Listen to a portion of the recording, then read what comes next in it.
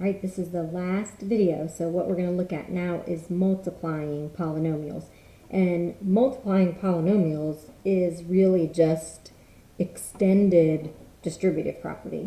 But we have a couple of things to remember, and then one trick when you're doing a binomial multiplied by a binomial. So we're going to do that one first. So we'll call this example 1. Let's say we're multiplying 2n plus 3, and we want to multiply it to 5n minus 1. All right, so somebody came up with this idea called FOIL, and it's an acronym, and what it does is it helps you to make sure that you multiplied everything by what you're supposed to multiply by. So the F stands for the first terms. So what we're going to do is we're going to multiply the 2n times the 5n, and when we multiply 2n times 5n, we will get 10n squared. The O tells us to multiply the outside terms together, so we need to do the 2n times the negative 1, and that will be negative 2n. So basically what we've done so far is we can kind of ignore this for a second. We've distributed the 2n to the 5n minus 1. Now what we need to do is distribute the 3 to the 5n minus 1. So the I reminds us to multiply the inside terms together. So if we multiply 3 times 5n, we'll get a positive 15n. And then the L tells us to multiply the last numbers, the last terms, together. So 3 times negative 1 is negative 3. All right, now we're not quite done, because most of the time our two middle terms, these right here, the O and the I, this one and this one, will be like terms. Now, that doesn't always happen, but a lot of times it does. So what you want to do is, before you think you're finished, you need to make sure that all of the terms are unlike, because if you have like terms, you need to combine them. So our best answer is 10n squared plus 13n minus 3. And when I look at this, my answer is a trinomial, second degree, and it's in standard form because the highest exponent is first and then going down to where it would be like n to the 0. So that right there is your answer. So you can see it's really just a bunch of distributive property. All right, for our next example, I want to multiply a binomial to a trinomial. So here's example 2.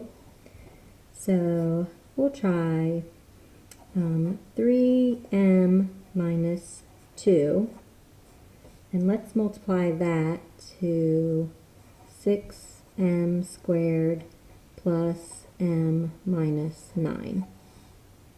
All right, now this one isn't a binomial to a binomial, so we don't have anything like FOIL to help us remember, but we're going to basically do the same thing. So for right now, I'm going to ignore this negative 2 term right here, and we are going to distribute the 3m. So 3m times 6m squared is going to equal 18m cubed. All right, remember we're ignoring this right now.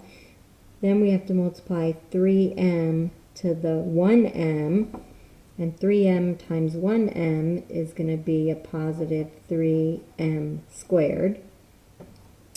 And then we're going to cover this up again, and we're going to multiply the 3m to the negative 9. So just distributive property, and we'll get negative 27m. All right, now what we're going to do is distribute this negative 2. So now we're done with this one, and we're going to distribute this negative 2. So I'm going to do that in a different color.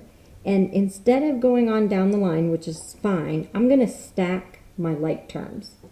So I'm going to ignore this for right now. So now I have to distribute the negative 2. So negative 2 to 6m squared would be negative 12m squared. So I'm going to stack that one right here because those are like terms. Now we need to distribute the negative 2 to the m. So negative 2 times positive 1m is negative 2m. So I'm going to stack those because those are like terms. And then the last one, negative 2 multiplied to negative 9 is a positive 18. And that's a constant term. It doesn't have a like term. So now if you do this way, then to get our final answer, what we're going to do is just combine these two things together. So 18m squared does not have a like term, so that one stays as is. 3m squared with negative 12m squared is negative 9m squared. Negative 27m with negative 2m is negative 29m. And then this plus 18 does not have a like term, so it's going to go on the end. So now, when I multiply this binomial to this trinomial, I ended up with this 4-term polynomial that's a degree of 3. So that is your answer. Now, the only way that this can get more complicated is if we have this kind of problem, which would be, we'll do example 3. If we did something like, I feel like I just keep using the same numbers. How about m squared minus 3m plus 4, and we multiply that with 2m squared plus 6m minus 5. Now, in this case, what we have to do is we have to distribute the m squared there, there, and there. Then, change colors. We're going to distribute the negative 3m here, here, and here. And then we're going to distribute the 4 here, here, and here. And then we'll end up, if we stack our like terms, we'll have 3 stacks, and then we'll combine like terms. So let's start with the m squared. M squared times 2m squared is going to be 2m to the 4th. M squared times 6m is going to be a positive 6m cubed. And m squared times negative 5 is going to be negative 5m squared. Now I'm going to distribute the negative 3. So negative 3m times the 2m squared is going to be negative 6m cubed. So I'm going to stack it there. When I multiply these two together, we'll get negative 18m squared. So I'm stacking those. And then when I multiply the negative 5 and the negative 3m, you'll get positive 15m.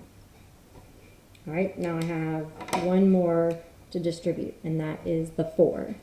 So 4 times 2m squared is going to be 8m squared. So I'm going to stack that one there. 4 times 6m is a positive 24m. So those two are like terms. And 4 times negative 5 is negative 20, which doesn't have any like terms. So now I'm just going to add all this together. So this becomes 2m to the 4th. Those two cancel out. If I combine all of these together, however you want to do it, if you put those two together first, you get negative 10 with negative 5, so you get negative 15m squared.